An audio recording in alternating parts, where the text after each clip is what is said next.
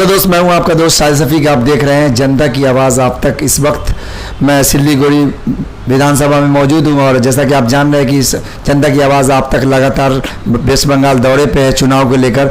और हमारे इस बीच एनसीपी नेता फैज़ल अहमद जी हैं। और फैज़ल अहमद जी, आप मुझे ये बताएं कि आपका टीएमसी को आप समर्थन आपकी पार्टी ने दी है, तो क्या लगता है यहाँ पे टीएमसी का कैसा दबदबा है? देखिए, सबसे पहले तो मैं आपको धन्यवाद देना चाहता हूं कि आपने जो है हमें समय दिया, मौका दिया कुछ बोलने का। और देखिए, जिस तरह का बंगाल में, पूरे बंगाल में जो परिस्थिति बन रही है और बंगाल की जो लड़ाई हो गई है वो ममता और मोदी के बीच की हो गई है। और जिस तरह नरेंद्र मोदी दीदी का प्रयोग करते हैं, हमें लगता है कि नरेंद्र मोदी जो है वो जिस तरह का टिप्पणी वो कर रहे हैं एक मुख्यमंत्री, महिला मुख्यमंत्री, और नरेंद्र मोदी को ये शोभा नहीं देता है एज ए प्रधानमंत्री।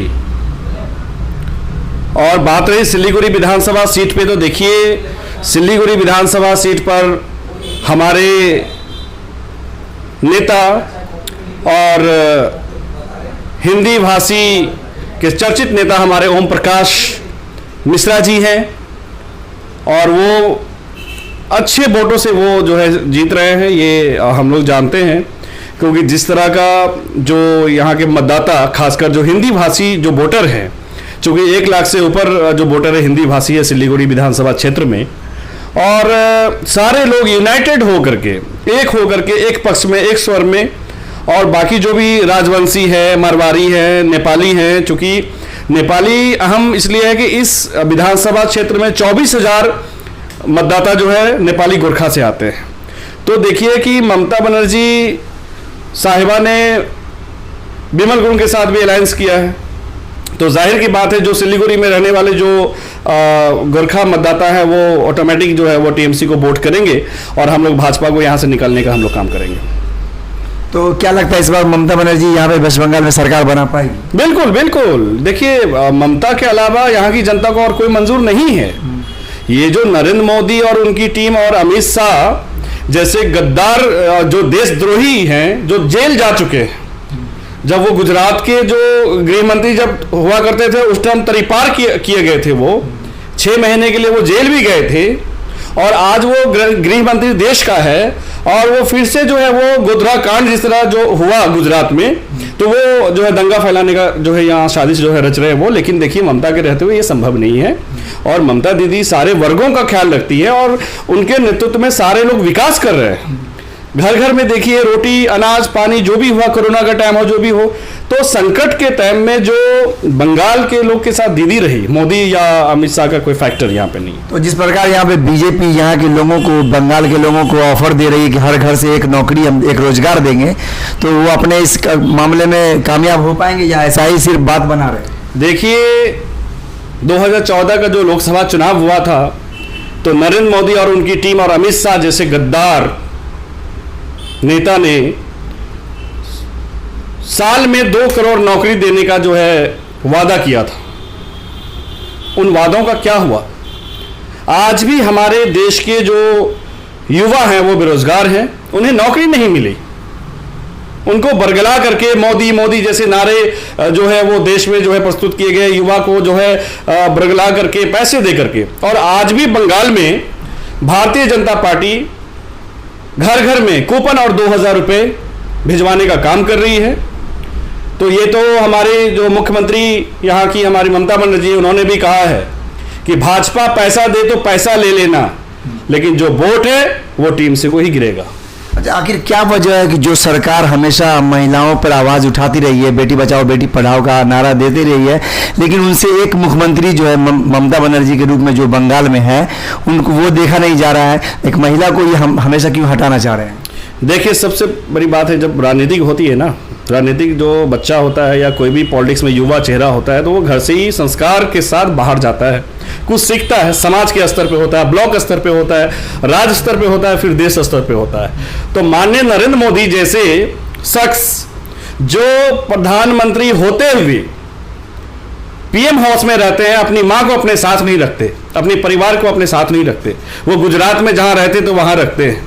तो सबसे बड़ा तो ये एक उदाहरण मैं दे रहा हूं कि जब वो अपने माँ और अपने परिवार के साथ अन्याय कर रहे हैं तो हमारी जो बंगाल की मुख्यमंत्री, तेज दर्रार मुख्यमंत्री, सम्मानित मुख्यमंत्री ममता बनर्जी के पीछे ये पड़े हुए हैं और जो एक टोन जो छेड़ा है, दीदी ओ दीदी, तो हमें लगता है कि भाजपा और भाजपा की टीम और खासकर नरेंद्र मोदी महिला विरोधी है और महिला इसका जवाब इलेक्शन में जरूर देंगी।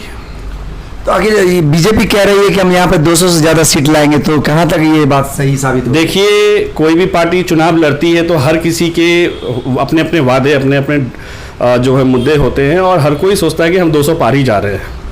लेकिन हकीकत ये है कि जो चुनावी रणनीतिकार प्रशांत किशोर है वो हमारे बिहार से ही बिलोंग करते हैं और मैं उनको अच्छी तरह जानता भी हूँ, क्योंकि बिहार इलेक्शन में भी जो है हम लोग जो है साथ साथ थे। तो देखिए, बंगाल में यहाँ की जनता ने देख लिया है कि अगर बंगाल का कोई विकास कर सकता है और जिस तरह भारतीय जनता पार्टी जय श्री राम का नारा लगा करके देश को तोड़ना चाहते हैं, समाज को तोड़ना चाहते हैं, तो यहाँ की जनता जान चुकी है, समझ चुकी है कि इस तरह के नारे लगा के, देखिए हर किसी को हक है जय श्री राम बोलने का, हर कोई अपने अपने तरीके से बोलता है। अब भाजपा का एक ही एजेंडा है कि यहाँ के रहने वाले जो भी लोग हैं वो जय श्री राम बोले। तो हमें लगता है कि ये देश को और राज्य को या समाज को तोड़ने की साजिश है और यहाँ की जनता जो है, बंगाल की जनता जरूर जवाब देगी मोदी। AIMIM की पार्टी जो है यहाँ पे 7 सीटों पे अपने कैंडिडेट को खड़ा कर रहे हैं वेस्ट बंगाल के अंदर में, मालदा वगैरह में। तो क्या लगता है दीदी को उनका उनके जो वोटर्स जो होंगे तो दीदी को कहीं अपने रास्ता तो रोक नहीं लेंगे? नहीं, देखिए वैसी कोई फैक्टर बंगाल के लिए नहीं है, क्योंकि देखो जब भी सुख दुख होता है तो दीदी ही सबके साथ होती है। तो आज भी सादगी जो है ममता बनर्जी जी की है कि देखो सीएम बनने के बाद लोगों का हार्ट पार्ट जो होता है वो चेंज हो जाता है, लेकिन हमारी माननीय सीएम ममता बनर्जी आज भी हवाई चप्पल पहन के चलती हैं वो। तो उनकी सोच, सादगी पूरे राज्य के लोगों को पसंद है।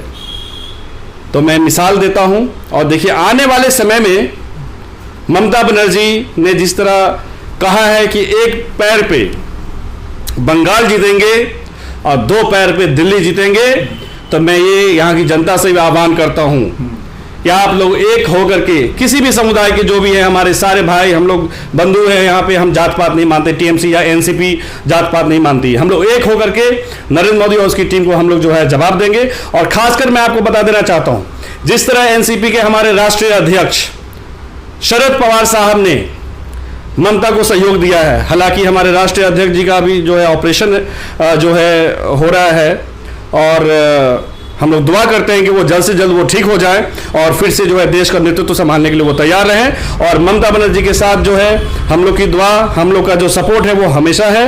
और मैं ये भी बता देना चाहता हूं कि सिलीगुड़ी विधानसभा क्षेत्र के जितने भी मतदाता हैं, सारे लोग जात पात भूल करके एक प्लेटफॉर्म पे आकर के ममता दीदी को वोट दीजिए और यहाँ के जो उम्मीदवार हैं ओम प्रकाश मिश्रा जी को भारी मतों से जिताने का काम करेंगे।